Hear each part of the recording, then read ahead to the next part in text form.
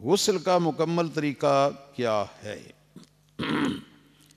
غسل کا مسنون طریقہ یہ ہے کہ سب سے پہلے آدمی اپنے دونوں ہاتھوں کو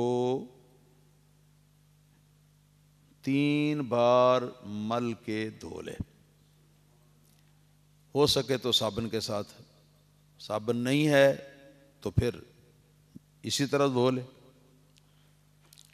اس کے بعد بدن کے اوپر اگر کہیں کوئی ناپاک چیز لگی ہوئی ہو، ہاں جی، پیشاب یا اس جیسی کوئی اور چیز لگی ہوئی ہو، تو اس کو دھو کے آدمی جو ہے نا وہ دور کر دے۔ اس کے بعد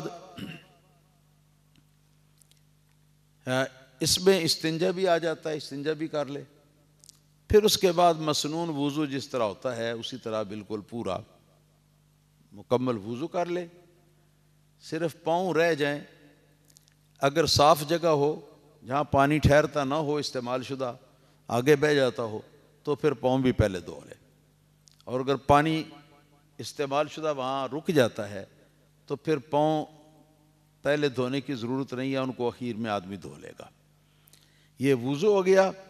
اور وضو کرنے کے بعد آدمی سب سے پہلے تھوڑا سا پانی جو ہے، اگر برتن کے اندر پانی ہے تو اس طرح آدمی اس طرح اپنے لپ میں لے کے تو اپنے سر کے اوپر ڈالے، اور ڈال کر تو سر کو اچھی طرح سر کے بالوں پر اس کو ملے، یہاں تک کہ بالوں کی جڑیں جو ہیں وہ بھی تر ہو جائیں، تری وہاں تک پہنچ جائے۔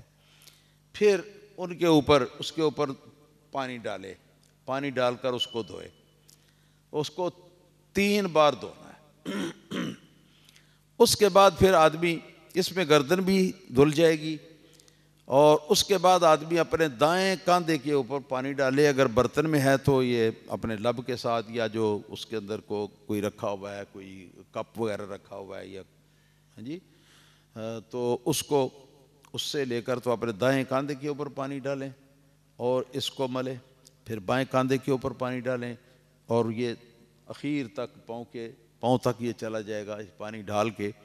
تو اب اس کو یا تو صابن ہے تو صابن لگا لیں، اس طرح سر کو بھی آخری بار میں صابن لگا کے دھو لیں، اس کو بھی صابن لگا دیں، صابن لگا کے اچھی طرح سارے بدن کو ملیں۔